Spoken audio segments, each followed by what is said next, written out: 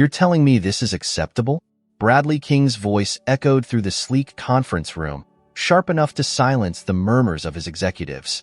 The quarterly report lay open in front of him, a glaring discrepancy circled in red. I can't explain, stammered Jeremy, the CFO. He dabbed at his forehead with a handkerchief, his composure crumbling under Bradley's piercing gaze. It's an isolated incident. Stop, Bradley interrupted, his tone icy. Isolated? I've seen this pattern twice now in as many months. If this isn't handled immediately, it will escalate. And worse, it reflects on me. The tension was palpable. Bradley's reputation as a demanding yet visionary leader wasn't just an image. It was his identity. KingTech thrived under his rule, not because he micromanaged every detail, but because he trusted his team to maintain his high standards. Now, that trust felt dangerously misplaced. I need answers by the end of the day, Bradley said, rising from his chair. Real answers, not excuses. He shot a final look at Jeremy before striding out, leaving the room in stunned silence. As the elevator doors closed, Bradley loosened his tie and leaned back against the wall. Something was wrong, deeper than just a financial misstep. The sense of control he had so carefully cultivated was slipping through his fingers. The elevator dinged, and his assistant, Clara, was already waiting when the doors opened. Mr. King, there's another issue, she said briskly, matching his stride as they walked. Spare me the build-up, Clara. What now? 2 employees in marketing quit yesterday, she said, and not quietly. They sent an email to the entire department outlining grievances about management. It's not good. Bradley's jaw tightened. Forward me the email. I want every detail. Clara hesitated. It's already gone viral internally. It paints a picture of a toxic work environment. Enough, Bradley snapped, though his frustration wasn't aimed at her. Schedule a meeting with HR. I'll address this myself. He didn't make it to his office before his phone buzzed. A text from Jeremy.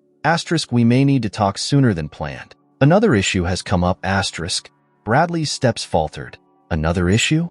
How many cracks were there in the foundation he'd built? He turned on his heel and made for the parking garage instead of his office. Cancel my meetings for the rest of the day, he told Clara as he passed her. Sir? She called after him, but he didn't stop. 15 minutes later, Bradley sat in the driver's seat of his car, staring at the building that housed his empire. He gripped the steering wheel tightly. KingTech was his vision, his legacy. But for the first time, he felt like an outsider looking in. His phone buzzed again, this time with a news alert. Anonymous employee complaints about KingTech's culture surface online. Bradley's pulse quickened. The story wasn't just an internal issue anymore. It was public. He clicked the link, skimming the damning accusations. Overworked staff, unresponsive leadership, an oppressive hierarchy. He tossed the phone onto the passenger seat and let out a long breath. This wasn't something he could fix with a stern email or a polished press statement. The rot was deeper than he had realized. And then, the idea hit him. A solution so audacious it made him sit up straighter. If the problem was systemic, if the issues were hiding in plain sight, then he needed to see them firsthand. Bradley grabbed his phone and dialed a number he rarely used. Evan? It's Bradley. I need a favor. Find me a way to get hired as a janitor, under a different name. No connections to me, no red flags. There was a pause on the other end. A janitor? Evan asked, baffled. Don't question it, Bradley said sharply.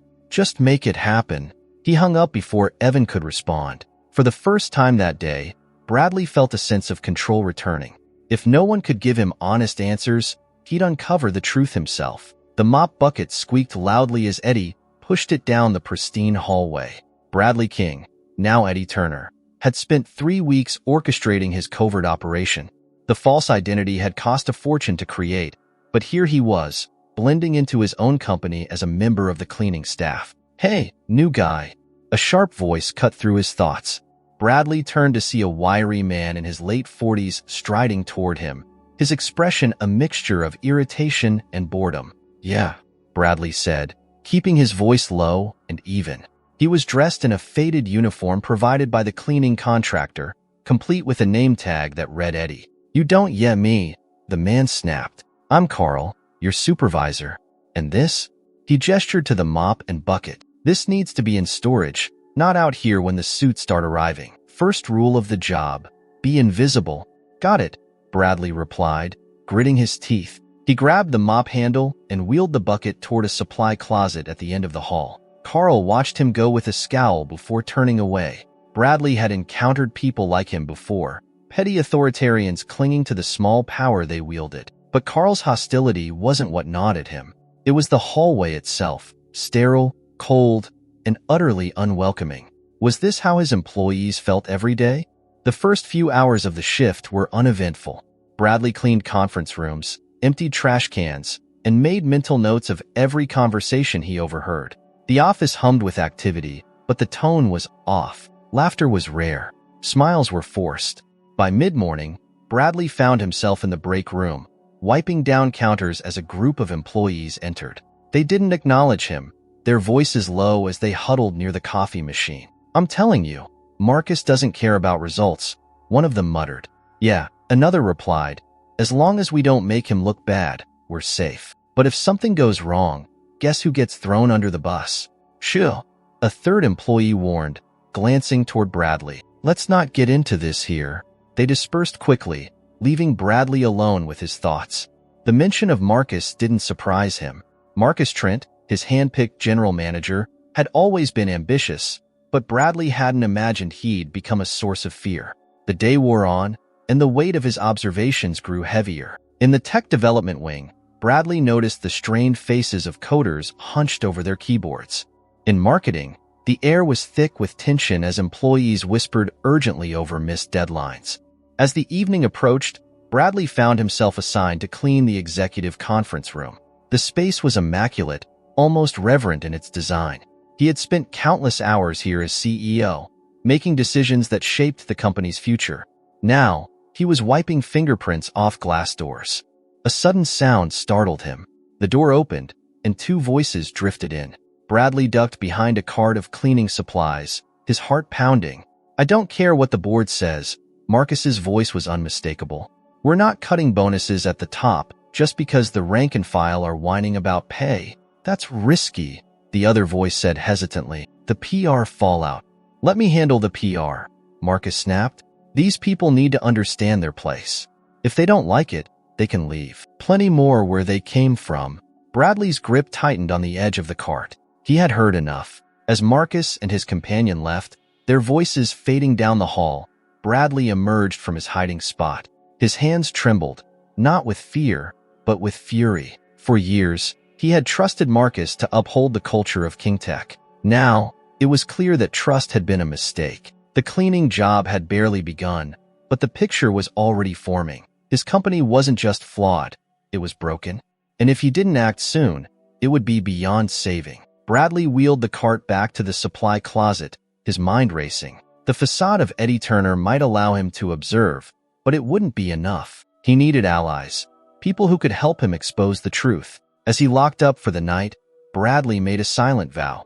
He would fix this, no matter what it took. For KingTech, for his employees, and for himself. The cafeteria buzzed with muted conversations, the air heavy with the mix of coffee and quiet tension. Bradley, still dressed as Eddie, blended seamlessly into the background. He carried a tray with a single sandwich, scanning the room for a place to sit. "Hey, new guy," a cheery voice called out. Bradley turned to see a young man waving him over. He was skinny, with disheveled blonde hair and a wide grin that seemed out of place in the otherwise somber atmosphere. Bradley hesitated before heading over. "Thanks," he muttered, sliding into the seat across from him. "No problem," the young man said, extending a hand. "I'm Noah. You're Eddie, right?" "That's me," Bradley replied, shaking his hand. Noah grinned again. "First week? You'll get used to the craziness soon enough. Just don't let Carl get to you. He's a pain, but harmless if you keep your head down." Bradley nodded, observing Noah carefully. There was an openness to him, a refreshing lack of pretense. "You've been here long?" 6 months, Noah said, taking a bite of his sandwich. "Marketing intern." "Well, intern makes it sound fancy, but mostly I just do the grunt work. Emails, data entry, that sort of thing." Bradley frowned. "Doesn't sound like the best experience." Noah shrugged. "It's not all bad. I mean, I get to see how a company like this runs. Or, doesn't run, I guess. He glanced around, then leaned in, his voice dropping. "Between you and me, the place is kind of a mess." Bradley raised an eyebrow. "How so?" Noah glanced over his shoulder before answering. "The managers are, let's just say, difficult. If you're not in their good graces, you're out. And fast. People are on edge all the time. Nobody wants to make a wrong move." Bradley's stomach churned. It was one thing to suspect the issues, but hearing them spelled out confirmed the scope of the problem. "Why stick around then?" he asked. "Hope, I guess," Noah said with a wry smile. "I like what KingTech stands for, or what it's supposed to stand for. Innovation, opportunity, all that good stuff. I keep thinking it'll get better, but—" He trailed off, his expression darkening. Before Bradley could respond, someone approached their table. A woman in her early 30s, with dark curls tied back in a loose bun, set her tray down next to Noah. "Talking shop again, Noah?" she teased lightly, sitting down. "Just giving Eddie the crash course," Noah said, his grin returning. "Hannah, meet Eddie." "Eddie, this is Hannah. She's in analytics. Smartest person in the room, but don't tell her I said that." Hannah rolled her eyes but smiled. "Nice to meet you, Eddie. How's the janitorial life treating you?" "It's eye-opening," Bradley said carefully. "That's one way to put it," Hannah replied. She picked at her salad, her demeanor more reserved than Noah's. "Just keep your head down. That's the best advice I can give you." "Yeah," Noah chimed in. "Rule number 1, don't cross Marcus Trent. He's the king around here, and not the fun kind." Hannah's expression soured. "Don't get me started on Marcus. Let's just say he's not exactly leadership material." Bradley leaned forward slightly. "Why do people put up with him?" Hannah hesitated, then shrugged. "Because most people can't afford to lose their jobs. And the few who've tried to stand up to him didn't last long." Noah added, "There was this guy in finance a few months back, Alan, I think. He called Marcus out during a meeting. Next thing you know, he's resigned. No one believes it, though." The conversation confirmed Bradley's worst fears. The culture of fear and corruption went deeper than he'd thought. "You seem like the type who speaks your mind," Bradley said to Hannah. Hannah laughed bitterly. "Yeah, well, that's why I'm stuck where I am. I've got ideas, real ones, but Marcus doesn't want to hear them. As long as the numbers look good, he doesn't care how we get there." Bradley felt a flicker of hope.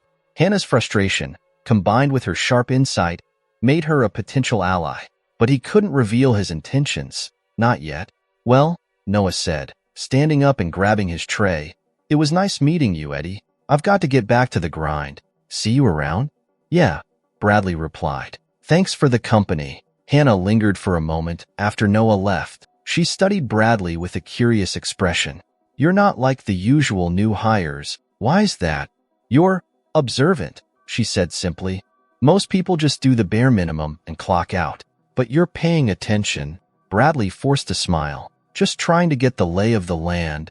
Hannah nodded slowly, then stood. "Well, good luck, Eddie. You'll need it." As she walked away, Bradley felt a spark of determination. Noah and Hannah weren't just employees. They were keys to uncovering the truth. And if he played his cards right, they might be the allies he needed to save KingTech from itself. By the next morning, Bradley, still Eddie to the rest of KingTech, was beginning to see patterns. Every corner of the company had tension simmering beneath its surface, with fear of retribution stifling creativity and collaboration. His interactions with Noah and Hannah replayed in his mind as he pushed his cleaning cart through the analytics department. The analytics floor was quieter than most, filled with rows of desks where employees sat hunched over screens. Bradley's mop squeaked as he worked, a rhythmic sound that seemed to unearth the tension. He spotted Hannah at her desk, typing furiously, her brow furrowed in concentration. "Hey, Eddie," a voice called. Bradley turned to see Carl approaching, clipboard in hand. "Break room's a mess. Coffee spill," Carl barked. "Got it," Bradley replied, keeping his tone neutral. He steered his cart toward the break room, but not before noticing the way several employees flinched at Carl's presence. In the break room, Bradley grabbed a rag and started wiping the sticky coffee off the counter. The remnants of a hastily abandoned conversation floated in his mind. Employees had been talking in hushed tones, cutting themselves off the moment he entered. Whatever they were discussing, it wasn't idle chatter. His thoughts were interrupted by Hannah stepping into the room, carrying a mug. She hesitated when she saw him, but offered a nod before heading to the coffee machine. "How's it going?" Bradley asked casually, keeping his voice low. Hannah glanced at him, her expression wary. "You're awfully chatty for a janitor," she said, though her tone wasn't unkind. Bradley shrugged. "Just trying to figure this place out." Hannah poured her coffee and turned to face him. "You and everyone else." She leaned against the counter, lowering her voice. "You want to know the secret to surviving here?" "Sure." "Don't ask questions," she said, her tone clipped. "Do your job, keep your head down, and pretend you don't see anything." Bradley set the rag down and crossed his arms. "That doesn't sound like much of a workplace." Hannah smirked, though the humor didn't reach her eyes. "Welcome to King Tech." She took a sip of her coffee, then added, "But I guess you're not really in a position to do anything about it, are you?" Bradley hesitated, then decided to push a little further. "What if someone did want to do something about it? Speak up, make changes?" Hannah shook her head. They'd be out the door before they could finish their sentence. "Marcus makes sure of that." Before Bradley could respond, Carl appeared in the doorway. "Hannah, don't you have work to do?" he said sharply. Hannah stiffened but didn't respond. She placed her mug in the sink and brushed past Carl on her way out. "You're wasting time too, Eddie," Carl added, glaring at him. Bradley returned to cleaning, but his mind raced. Hannah's guarded comments were a clear signal. She knew more than she was willing to admit. If he could earn her trust, she might become an invaluable ally in exposing Marcus's abuses. Later that day, Bradley found himself assigned to clean the offices in the marketing department. He wasn't surprised to find Noah huddled at his desk, frantically typing on his laptop. "Hey, Eddie." Noah greeted him cheerfully, despite the dark circles under his eyes. "You making the rounds?" "Something like that," Bradley replied. He leaned casually against the doorframe, lowering his voice. "Busy day? Busy week?" Noah said with a groan. "Deadlines everywhere, and everyone's too scared to ask for help. It's a mess." Bradley considered his next words carefully. "I've been hearing that a lot. Seems like people are afraid to speak up around here." Noah laughed bitterly. "Afraid? That's putting it lightly. If you so much as sneeze near Marcus, you're on thin ice. And don't even think about suggesting something he doesn't like." "Sounds rough," Bradley said, his tone sympathetic. Noah shrugged. "It is what it is. I try to keep my head down, but—" he hesitated, his gaze dropping to his keyboard. "But what?" Bradley prompted. Noah glanced around to make sure no one was listening. "There's this project I've been working on, something I think could really help the company, but I can't even get a meeting to pitch it. Marcus won't give me the time of day, and my supervisor says it's not worth rocking the boat." Bradley's chest tightened. Here was a young, ambitious employee with ideas that could potentially drive the company forward, yet he was being stifled by the very system that was supposed to nurture talent. "Maybe you just need the right opportunity," Bradley suggested. Noah chuckled. "Sure. Let me know when those start falling from the sky." Bradley left the marketing department with a growing sense of urgency. The more he observed, the clearer it became. The problems at King Tech weren't isolated incidents. They were systemic, woven into the fabric of the company's culture. Back in the janitorial closet, Bradley closed the door and leaned against it, his mind racing. He had underestimated the scale of the challenge ahead. Fixing this would require more than just exposing Marcus's corruption. It would mean overhauling an entire culture of fear and compliance. But one thing was certain, he couldn't do it alone. The following days brought Bradley closer to the inner workings of King Tech. Each shift revealed new cracks in the facade, stories of fear, frustration, and squandered potential. But it also brought opportunity. Slowly, he began building trust with those he believed could help him make a difference. Hannah was the first to soften. One evening, as Bradley cleaned near her desk, she looked up from her computer and called him over. "Hey, Eddie," she said. "Got a minute?" "Sure," he replied, wheeling his cart closer. She gestured toward the chair next to her desk. "Sit."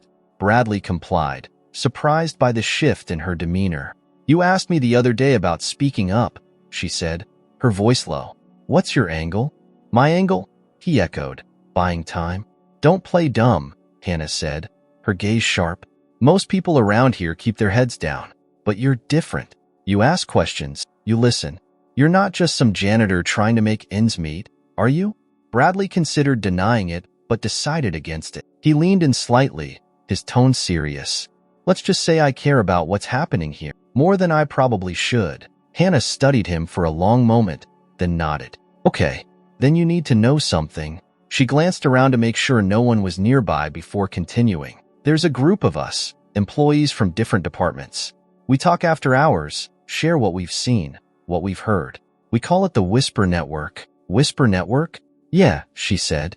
It's not official or anything, but it's a way for us to vent, support each other, and sometimes try to push back. Not that it gets us very far. Bradley felt a spark of hope. How do I get involved? Hannah hesitated. It's not that simple. Trust is everything. If anyone leaks what we discuss, we're all finished. Marcus would make sure of it. I get it, Bradley said, but I think I could help. If you let me. She looked at him skeptically. Why do you care so much, Eddie? You've only been here a week. Bradley met her gaze, his expression earnest. Because I see what's happening here, and it's not right. No one should have to work in fear. Hannah sighed, then nodded. I'll think about it. Over the next few days, Bradley continued to chip away at Hannah's defenses. He made himself useful around the analytics department, always ready with a kind word or a listening ear. Meanwhile, he kept tabs on Noah, whose enthusiasm was slowly being crushed under the weight of unrelenting deadlines and indifference from his superiors. One evening, as Bradley was finishing his shift, Hannah approached him. Come with me, she said, glancing around nervously. Where to? Just trust me, she replied. Bradley followed her to a small conference room on the second floor. Inside, he found a group of 6 employees, ranging in age and department. Noah was among them, along with a woman in HR, a man from IT, and 2 others he didn't recognize. This is Eddie, Hannah said, introducing him. He's new, but I think we can trust him. The group exchanged wary glances. Why should we trust a janitor? The man from IT asked bluntly. I'm not just a janitor, Bradley said, deciding it was time to reveal a bit more of his true identity. I have a background in management. I've seen how companies like this can fall apart from the inside out. And I'm here because I want to help. Noah, sitting on the edge of the table, tilted his head. Help how? By listening. By understanding the problems from the ground up, Bradley said. And by finding a way to fix them. Together, the HR woman, a sharp-eyed individual named Liz, folded her arms. Fixing things sounds great, but it's easier said than done. Marcus has eyes everywhere. He's untouchable. He's not untouchable, Bradley countered. He's just unchecked. People like him thrive because no one stands up to them. Standing up gets you fired, Liz said. Not if we're smart about it, Bradley replied. You've already started something incredible with this group. If we can gather enough evidence, enough voices, we can force change. The room fell silent as the group considered his words. Finally, Hannah spoke. He's right, she said. We've been sitting on this for too long. If we don't act, nothing will ever change. Noah nodded slowly. I'm in. One by one, the others voiced their agreement. Bradley felt a surge of determination. The Whisper Network was no longer just a place to share frustrations. It was the start of a movement. And with their combined efforts, he was confident they could take on Marcus Trent and rebuild KingTech from the ground up. The energy in the Whisper Network meeting was electric, but Bradley knew enthusiasm alone wouldn't bring about change. They needed proof, solid, irrefutable evidence of Marcus Trent's misconduct, and that meant taking risks. The group decided to start small. Over the next week, each member would discreetly collect information from their respective departments. Noah would focus on discrepancies in marketing budgets, Hannah would analyze irregularities in analytics reports, and Liz would comb through HR complaints that had mysteriously disappeared. Bradley, meanwhile, would continue to observe and gather intel under the radar. It didn't take long for the cracks in Marcus's carefully maintained facade to reveal themselves. One evening, while cleaning the executive offices, Bradley found an opportunity he hadn't anticipated. Marcus's assistant, a nervous young woman named Dana, had left her computer unlocked. The screen displayed an email chain with the subject line, Urgent, Misallocated Funds. Bradley's pulse quickened as he glanced around. The office was empty. He didn't have much time. He quickly pulled his phone from his pocket, snapping pictures of the screen. The emails detailed a pattern of suspicious financial activity. Funds moved between accounts with no clear explanation. In one message, A frustrated employee questioned the legality of the transactions, only to be shut down by Marcus himself. "Handle it," Marcus had written curtly. "And remember who signs your checks." Bradley's stomach churned. This wasn't just incompetence. It was outright corruption. As he pocketed his phone and returned to his cleaning, he heard footsteps approaching. He straightened just as Marcus entered the office, his expression sharp. "What are you doing in here?" Marcus demanded. "Just cleaning, sir," Bradley said, keeping his voice steady. Marcus eyed him suspiciously, then gestured toward the desk. "Make it quick. I've got a meeting." "Yes, sir." Bradley finished his work and exited the office, his heart pounding. He couldn't afford to get caught, but the evidence he'd gathered was worth the risk. The next Whisper Network meeting was held in a nondescript diner on the outskirts of the city. It was safer than meeting at the office, where prying eyes and ears were everywhere. Bradley laid his phone on the table, displaying the photos he'd taken. "This is what we're dealing with," he said. The group leaned in, their expressions ranging from shock to anger. "He's embezzling," Hannah said, her voice barely above a whisper. "Not just embezzling," Liz added, scrolling through the images. "He's bullying employees into covering it up. This could get him fired, or worse." "That's the goal," Bradley said. "But we need more. This is strong evidence, but it won't be enough on its own. We need a full picture of his operations." Noah frowned. "If we keep digging, we're going to draw attention. He's already paranoid. That's why we have to be smart," Bradley replied. "We work together, we watch each other's backs, and we don't take unnecessary risks." Liz nodded. "I can look into the HR complaints. If we can connect those to his financial misconduct, it'll strengthen the case." "I'll keep an eye on the analytics reports," Hannah said. "There's been some odd data manipulation that I couldn't explain before. Now I think I know why." Noah hesitated, then said, "I can try to get into the marketing budget records. It'll take some finesse, but I think I can pull it off." The group agreed on their plan, though a sense of unease lingered. They were treading dangerous ground, and they all knew it. Over the next week, the Whisper Network operated like a well-oiled machine. Each member worked quietly and methodically, sharing their findings in encrypted messages and discreet meetings. But as they dug deeper, the stakes grew higher. Marcus seemed to sense that something was amiss.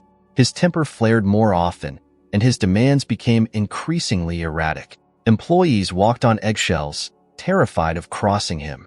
One night, as Bradley was finishing his shift, he noticed Dana leaving the office late. She clutched a stack of folders to her chest, her expression anxious. "Long night?" he asked, keeping his tone light. Dana jumped, nearly dropping the folders. "Oh, Eddie. Yeah, just wrapping up some things for Mr. Trent. Everything okay?" She hesitated, then nodded. "Yeah, just busy, you know?" Bradley saw the fear in her eyes. She was caught in Marcus's web, and she knew it. "Take care," he said, watching as she hurried out the door. That night, Bradley lay awake, replaying the encounter in his mind. Dana could be the key to unlocking everything, but reaching her would be risky. If she decided to trust him, she could provide invaluable information. But if she didn't, the entire operation could unravel. The Whisper Network had made progress, but the closer they got to the truth, the more dangerous their mission became. And Bradley knew that the hardest part was yet to come. Bradley arrived earlier than usual, determined to keep a careful watch on the shifting currents within King Tech. The tension in the corridors seemed to have intensified overnight. Employees hurried past one another, eyes lowered, voices hushed. Carl, quieter than usual, did nothing more than grunt at Bradley as he passed with the mop bucket. A creeping sense of foreboding hung in the air. He moved methodically through the hallways, wheeling his cleaning cart, pausing occasionally near break rooms and meeting spaces. There was always a hushed complaint or a cryptic remark if he listened closely enough. By midday, he had gleaned that Marcus had summoned several department heads for a closed-door session. Although such meetings were not unusual, the frantic whispers suggested this time was different. Rumors hinted that Marcus had begun questioning the loyalty of certain employees. A purge could follow. When his shift took him to the floor that housed the executive conference room, Bradley paused at a storage closet near the main hallway. He propped the door slightly ajar, positioned his cart strategically, and waited. About 15 minutes later, footsteps and voices echoed down the hall. Marcus's tone carried clearly, clipped and angry. "I want a list of anyone who's displayed suspicious behavior," Marcus ordered. "Work ethics, productivity numbers, personal loyalties, anything that doesn't fit." Another voice responded with meek compliance, and after a tense exchange, their footsteps receded. Bradley's heart hammered. The timing was terrible. The Whisper Network was gathering evidence against Marcus, and now Marcus was sniffing out traitors. They were on a collision course. He carefully slid from his vantage point and returned to his routine.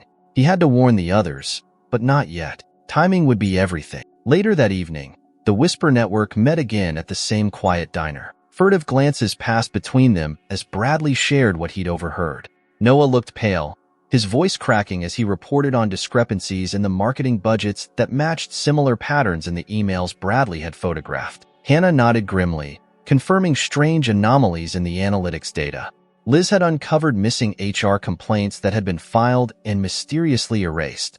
The evidence was piling up, yet the mood around the table was far from triumphant. They understood Marcus was shifting into a defensive posture. He would act unpredictably. They had to finalize their plan. A slow release of evidence wouldn't work. Marcus would have time to cover his tracks. They needed a decisive strike. They discussed how to present the evidence to the board without drawing suspicion. Anonymity was crucial. Nobody wanted to become a casualty. They dispersed, each heading home separately. Bradley walked the opposite direction of the others, crossing 2 blocks before circling back to reach his car. He spotted a familiar figure near the alley. Dana, Marcus's assistant. She stood alone, clutching her phone, shoulders tense. Bradley approached quietly, keeping a respectful distance. He greeted her by name. She flinched at first, but recognized him in the dim light. "What are you doing here, Eddie?" Her voice was strained. "Just heading home. Are you okay?" He kept his tone neutral, avoiding any hint of accusation or sympathy that might scare her. Dana hesitated, eyes darting between the empty street and his face. "I shouldn't talk about it." Bradley nodded. "I understand. But if something's bothering you, maybe I can help." She looked away. "You can't help. Nobody can." He said nothing, waiting. After a long silence, Dana drew a shaky breath. "Marcus is asking for names. People he suspects. He wants me to compile a file. I don't know what he plans to do with it. He's not just angry. He's worried. I think he knows something's coming." Bradley's pulse quickened. Dana's position gave her an inside track. If she was confiding in him, it meant she felt trapped. He needed to give her a reason to trust him. He chose his words carefully. "If he's doing things he shouldn't, it's not your fault. You shouldn't have to carry that burden." Tears welled in Dana's eyes. "I can't lose my job, Eddie. I have bills. I have responsibilities." He stepped slightly closer, still keeping a respectful distance. "I'm not asking you to sacrifice yourself, but maybe you don't have to do exactly what he says. Maybe you can stall him, pretend you're having trouble gathering the information." Dana looked at him, a flicker of hope in her gaze. "What good would that do?" "It buys time." Bradley paused. "For others to bring the truth to light. That could end this." Dana pressed her lips together, wrestling with her conscience. After a moment, she wiped her eyes and nodded. She didn't promise anything, but the look in her eyes said enough. She would do what she could to slow Marcus's hunt. They parted ways. Bradley walked back to his car, adrenaline buzzing in his veins. Dana was one step closer to resisting Marcus. The Whisper Network was almost ready to reveal what they'd found. If they coordinated carefully, they could corner Marcus, force him into the open, and restore integrity to King Tech. But as he started the engine and pulled out into the quiet street, Bradley knew the next few days would define everything. Marcus was hunting for traitors, and if he smelled a trap, he would strike hard. Bradley and the Whisper Network had to be one step ahead. Everything depended on it. Bradley arrived before dawn, avoiding any risk of being noticed. There were rumors that Marcus had demanded late-night checks of employee activity. Bradley wanted to ensure he had a secure window to review key documents. He worked quietly, making sure his uniform was clean, his cart stocked, his posture unremarkable. He passed Carl in a hallway without a word, focusing on the task ahead. Noah had messaged via their agreed-upon channel. The marketing data confirmed unauthorized fund transfers disguised as promotional budgets.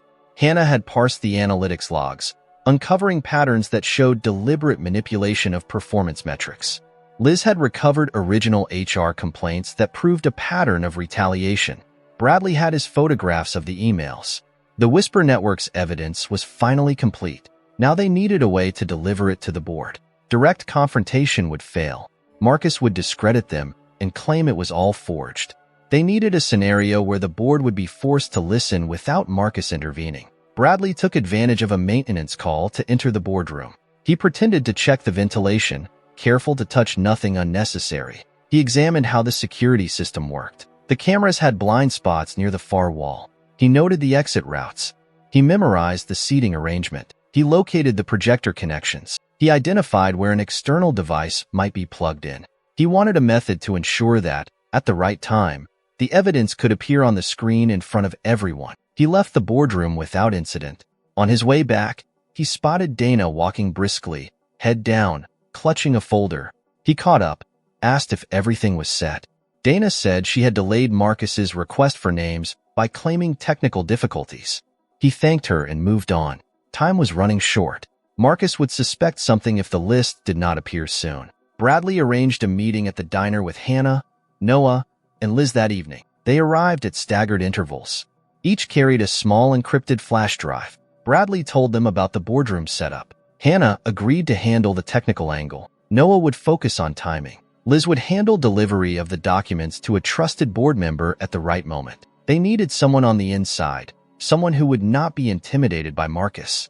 Liz believed she knew a board member who might cooperate, someone known for strict adherence to ethics. They parted again, each determined to avoid suspicious behavior at work. Bradley resumed his shifts. He kept track of movements in the executive area. Marcus was making more frequent appearances, asking pointed questions about performance, lateness, internet usage. Employees acted nervous, but Bradley said little. He needed to maintain the image of a quiet janitor. At one point, Marcus eyed him closely. Bradley remained calm, nodded politely, and stepped aside.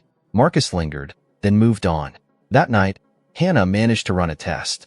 She accessed the boardroom's projection system after hours. It worked as expected. She could upload the evidence minutes before the scheduled meeting. Noah confirmed the board was meeting in 3 days. He learned that Marcus planned to propose a new restructuring initiative, likely a cover to shift blame and deflect scrutiny. Liz arranged a brief phone call with the board member she knew, not disclosing full details but suggesting that attending the meeting in person would be crucial. The board member agreed. 2 days passed without incident. Bradley continued mopping floors, overhearing Marcus pressuring Dana. Dana stalled again, claiming network issues. Marcus became louder, said he would handle it himself if necessary. Bradley caught a glimpse of Marcus storming into the IT department. He quietly followed at a distance, found a vantage point near a supply closet, and listened. Marcus threatened the IT staff, demanding an audit of all employee activities. He wanted names, patterns of suspicious logins, any indication of a conspiracy. The IT team promised to start immediately, but Bradley knew their systems were locked down. Hannah and Noah had arranged extra encryption and careful use of external channels. Still, the window was closing. The night before the board meeting, the Whisper Network gathered once more. They had all the files in digital and printed form. Noah had prepared a summary outlining the financial misconduct, the retaliation, the manipulation of data, and the silenced HR complaints. Hannah had a timed upload ready. Liz would place the printed documents in front of the ethical board member moments before the presentation. Bradley would make sure the cleaning routine put him near the boardroom, ready to confirm when the projection began. They dispersed, each aware that if this plan failed, they would face severe consequences. None of them said so out loud. There was no need. On the morning of the meeting, Bradley checked the hallways early. Marcus was already in his office, pacing, demanding printouts, phone records, anything to identify a threat. Bradley passed by Dana's desk. She gave him a slight nod, indicating she had done what she could to misdirect Marcus's suspicions. He continued on, steady and silent. 15 minutes before the meeting, Hannah slipped into an empty office near the boardroom and connected her device. Noah positioned himself in the cafeteria, ready to send a text signal when the board members arrived. Liz lingered in a corridor near the reception area. Bradley wheeled his cart into a hallway parallel to the boardroom. At the appointed time, Noah's message arrived. The board members had entered, accompanied by Marcus, who carried files and spoke confidently about his new plan. Hannah triggered the upload. Bradley waited. Liz would appear in the boardroom as if delivering a routine file, handing the printed evidence to the selected board member. The stage was set. Bradley stood with his cart, listening through a thin wall, heart steady. The plan was underway. Soon, the truth would be exposed. The muffled sounds of conversation from the boardroom filtered into the hallway where Bradley stood, his cleaning cart positioned as a prop for his inconspicuous vigil. His heart beat steadily, each thud marking the moments until the Whisper Network's plan would unfold. He glanced at his phone. The upload was complete, and Liz had sent the signal. It was time. Inside the boardroom, Marcus Trent stood confidently, addressing the gathered board members. "Ladies and gentlemen," he began, his voice smooth and practiced. "Today, I present to you a strategic restructuring plan that will optimize our workflows and cut unnecessary costs, ensuring KingTech remains a leader in innovation." Marcus's charisma was on full display, his gestures deliberate, his tone calculated to project authority. The board members nodded along, their interest piqued by his polished presentation. As he clicked to advance his slides, he paused, frowning slightly. The screen remained blank. "What's this?" Marcus muttered, pressing the remote button again. Before he could react further, the blank screen flickered, and a series of documents appeared. Emails, budget reports, HR complaints, and analytics logs. Each piece of evidence filled the screen in succession, damning in its clarity. Marcus froze, his confident demeanor cracking for the first time. "What is this?" a board member asked sharply, leaning forward to examine the screen. Liz, seated near the back of the room, had timed her delivery perfectly. She slid a thick envelope onto the table in front of the board's ethics chair, a stern woman named Eleanor Grayson. Eleanor opened the packet, her eyes narrowing as she scanned the printed documents. "These match what's on the screen," Eleanor announced, her voice cold. She turned to Marcus. "Care to explain?" Marcus's face reddened. "This is some kind of mistake," he stammered. I don't know where this came from." Eleanor raised an eyebrow. "The timestamps on these emails align with official company records. The HR complaints were filed months ago, yet they were erased. And these financial transfers," she gestured to the screen, where evidence of Marcus's embezzlement filled the display. "You're telling me this is all fabricated?" Marcus scrambled. "It's a smear campaign. Someone's trying to undermine me." Another board member, a soft-spoken man with wire-rimmed glasses, leaned forward. "The analytics manipulation alone suggests deliberate tampering. These aren't minor discrepancies, Marcus. This is systemic fraud." The room erupted in murmurs as the board reviewed the evidence. Marcus's protests grew more frantic, his attempts to redirect the conversation falling flat. Outside the boardroom, Bradley listened closely. He couldn't hear every word, but the raised voices told him enough. Marcus was losing control. Inside, Marcus's desperation turned to anger. "This is a coordinated attack," he barked, slamming his palm on the table. "Someone is out to get me. I've dedicated years to this company." Eleanor cut him off, her voice sharp. "Enough. This evidence is overwhelming, and your defensiveness only confirms its validity. We will conduct an immediate investigation, and you are hereby suspended from your duties until further notice." The finality of her words silenced the room. Marcus's shoulders slumped as the weight of the moment crashed down on him. "No," he whispered, shaking his head. "You can't do this." "We just did," Eleanor replied firmly. She turned to the other board members. "I will personally oversee the investigation. In the meantime, we need to address the broader implications of this situation. If Marcus was acting alone, or if others were complicit, we'll find out." Marcus stood abruptly, knocking over his chair. He glared around the room, his gaze landing on Liz. His eyes narrowed, realization dawning. "You," he hissed. "You had something to do with this." Liz met his gaze without flinching. "I did what was right." Before Marcus could say another word, security entered the room, summoned discreetly by Eleanor. "Mr. Trent," one of the guards said, "please come with us." Marcus resisted for a moment, then seemed to deflate entirely. He allowed himself to be escorted out, his face a mask of fury and humiliation. As the door closed behind him, Bradley stepped away from the wall, exhaling a breath he hadn't realized he was holding. The first and most crucial step had succeeded. Marcus was out of power, and the board was taking action. Later that evening, the Whisper Network gathered at their usual diner. The atmosphere was tense but hopeful as Bradley walked in, joining the others at their table. "It worked," Liz said, a hint of amazement in her voice. "The board is launching a full investigation." Hannah nodded, though her expression remained cautious. "This isn't over yet. Marcus might be gone, but if there are others involved, they'll try to cover their tracks. We'll deal with them, one step at a time," Bradley said. "What matters is that the truth is finally out. The board knows what's been happening, and they're taking it seriously." Noah grinned, the first genuine smile in days. "We did it. We actually did it." As they sat together, sharing cautious optimism, Bradley felt a renewed sense of purpose. This was only the beginning. There was still work to be done, but for the first time, he believed that KingTech could be saved, not just as a company, but as a place where people could thrive. The shadows of Marcus's reign had been lifted, and in their place, a new dawn was beginning to emerge. The day after Marcus's suspension, the KingTech offices buzzed with whispers and cautious optimism. Employees speculated about his sudden absence, but no official announcement had been made. Bradley, still posing as Eddie, moved through the hallways unnoticed, absorbing the undercurrent of tension and curiosity. For the first time, there was a faint air of hope in the building. The board had issued a statement via email to all employees, promising a full investigation into recent irregularity and assuring that the company was committed to transparency and accountability. While the message was vague, it was enough to spark cautious conversations in break rooms and hallways. Hannah caught up with Bradley during his rounds.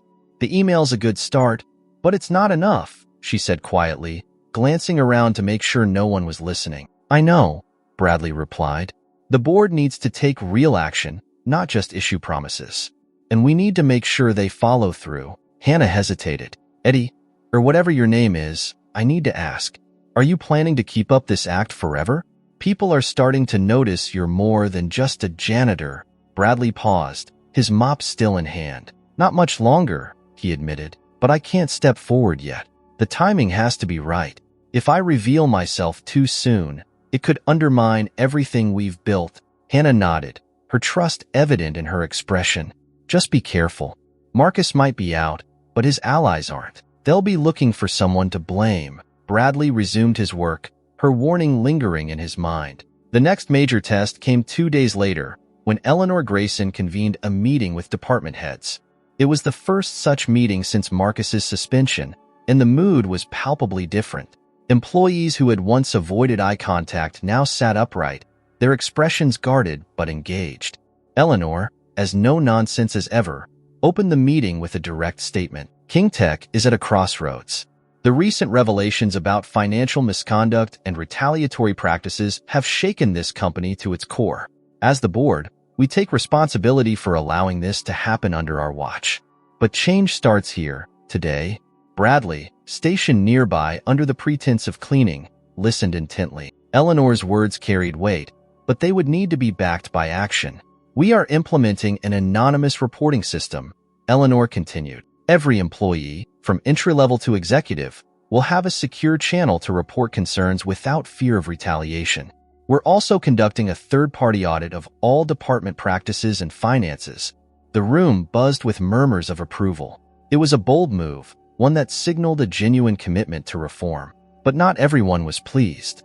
Bradley noticed a few department heads exchanging wary glances. These were Marcus's closest allies, the ones who had benefited most from his corrupt practices. Their resistance would likely grow as the investigation unfolded. The Whisper Network reconvened that evening, this time in a private meeting space Noah had arranged. The group had expanded slightly. Word of Marcus's fall had emboldened a few more employees to join their cause. Bradley addressed the group, his tone measured but firm. "We've made progress, but the fight isn't over. Marcus's suspension is just the beginning. His allies are still in positions of power, and they'll do everything they can to protect themselves." Liz nodded. "I've already heard whispers of people trying to shift blame. They're scrambling, but that makes them dangerous." Hannah added, "We need to keep the pressure on. If the board's investigation uncovers more wrongdoing, we can use it to push for broader reforms." Noah spoke up, his voice filled with determination. What if we took it further? Made our voices louder? Anonymously, of course. But if employees see they're not alone, more people might come forward. The group discussed ways to rally more support without jeopardizing their anonymity. They decided to create a secure online forum where employees could share their stories and ideas for change. It would be a risky move, but the potential payoff was worth it. Over the next week, the atmosphere at KingTech began to shift. The anonymous reporting system went live, and employees cautiously began using stories of misconduct and mistreatment surfaced, further validating the Whisper Network's efforts. Meanwhile, Bradley kept his cover, watching as Marcus's allies grew increasingly agitated. One of them, a particularly ruthless operations manager named Diana, began calling employees into private meetings, questioning their loyalty and subtly threatening those who didn't toe the line. Bradley made it a point to keep an eye on Diana. She was dangerous, her methods more insidious than Marcus's overt bullying. She didn't yell or make public scenes. She planted seeds of fear quietly, methodically. One evening, Bradley found himself alone in the break room when Dana walked in. She looked better, less anxious than before, but there was still a shadow of worry in her eyes. "Eddie," she said, sitting down across from him. "I've been thinking about what you said, about not carrying the burden alone." Bradley set his cleaning supplies aside and gave her his full attention. "And I've kept copies of everything Marcus asked me to do," she admitted. "Every email, every directive. If the board wants more evidence, I can give it to them." Bradley's heart leapt. "That could make a huge difference, Dana. But you'd be putting yourself at risk." She nodded. "I know, but I'm tired of being afraid. This company used to mean something. I want to believe it can again." Bradley smiled, his respect for her growing. "You're braver than you realize." Dana handed him a flash drive. "Here, do what you need to with it. Just don't let it go to waste." Bradley pocketed the drive, knowing it was another critical piece in the battle to save KingTech. The tide was turning, but the fight was far from over. They had won a battle, but the war for the company's soul was still raging. The flash drive Dana handed over was a treasure trove. That evening, Bradley connected it to a secure device in his apartment, meticulously scanning its contents. There were emails, financial records, meeting transcripts, and notes Marcus had sent to Diana and other allies. Each document was a smoking gun, further exposing the web of corruption Marcus had spun to protect his own interests. Bradley immediately shared the data with Hannah and Liz. They convened an emergency Whisper Network meeting, this time in a co-working space Noah had arranged under a pseudonym. The group reviewed the documents in stunned silence. "This isn't just bad," Liz said, breaking the quiet. "It's catastrophic. If the board sees this, it's not just Marcus going down. Diana, the operations team, even parts of legal, they're all implicated." Hannah nodded grimly. "The manipulation is so blatant. Employee grievances buried, bonuses shifted upward, resources funneled to projects that Marcus personally championed at the expense of everything else." Noah leaned forward, his expression resolute. "We have to give this to Eleanor. She's already started cleaning house. This will be the final nail in the coffin for Marcus's allies." Bradley hesitated. "It's not just about exposing them. We need to ensure the company can survive the fallout. If this becomes public too soon, it could destroy KingTech's reputation completely." Liz frowned. "Are you suggesting we sit on this?" "No," Bradley said quickly. "We give it to Eleanor, but we present it as a roadmap. Show her that reform is possible, that there's a way to fix this without burning the entire company to the ground." The group debated for hours, crafting a strategy to ensure the evidence was used effectively. In the end, they agreed to compile everything into a comprehensive report, complete with recommendations for structural reforms. Hannah would oversee the technical aspects, ensuring the data was secure. Liz would arrange a discreet meeting with Eleanor to hand over the report. Bradley would remain in the background, ready to step forward only if absolutely necessary. The next morning, Bradley returned to work with renewed focus. The boardroom investigation was well underway, and whispers of more suspensions circulated among employees. Diana, however, seemed unfazed. Bradley watched her closely, noting the way she moved through the office with quiet authority, her eyes constantly scanning for signs of disloyalty. During a late shift, Bradley overheard Diana in a heated conversation with another manager. We can't let this investigation run its course unchecked, she hissed. If Eleanor finds out how deep this goes, we're all done. What do you suggest? The manager asked nervously. Diana's voice lowered, but Bradley caught enough to understand. She was planning to destroy key records, erasing any trace of her involvement in Marcus's schemes. Bradley knew he couldn't let that happen. He immediately messaged Hannah and Liz, alerting them to Diana's intentions. Liz promised to inform Eleanor discreetly, but they all knew time was critical. The Whisper Network worked quickly, gathering additional evidence to counteract any damage Diana might cause. Hannah stayed late that evening, monitoring the company's servers for suspicious activity. When she spotted an unauthorized attempt to access HR records, she immediately flagged it to IT and Eleanor's team. The next day, Eleanor acted decisively. Diana was summoned to the boardroom and questioned about her actions. Bradley, cleaning nearby, heard her raised voice protesting loudly. Within hours, Diana was escorted out of the building by security. That's two down. Noah said that evening during a celebratory meeting. Marcus and Diana. Who's next? Bradley, however, remained cautious. It's not over yet. Marcus's allies will dig in harder now, and if the board hesitates, they might find ways to regain control. Hannah looked at him sharply. You're thinking of stepping forward, aren't you? Bradley hesitated, then nodded. If it comes to that, yes. The board needs to hear from someone who's seen everything firsthand, someone they can't ignore. Liz frowned. You'd be taking a huge risk. If this backfires, it could ruin you. I know, Bradley said, but if it's the only way to save KingTech, it'll be worth it. The next day, the boardroom investigation reached a tipping point. Bradley received a message from Liz. Eleanor wanted to meet him. He felt a mixture of relief and apprehension. The time for secrecy was coming to an end. Eleanor arranged the meeting in a private office after hours. She greeted Bradley with a firm handshake, her expression inscrutable. Eddie Turner, she said, her tone measured. Or should I say, Bradley King.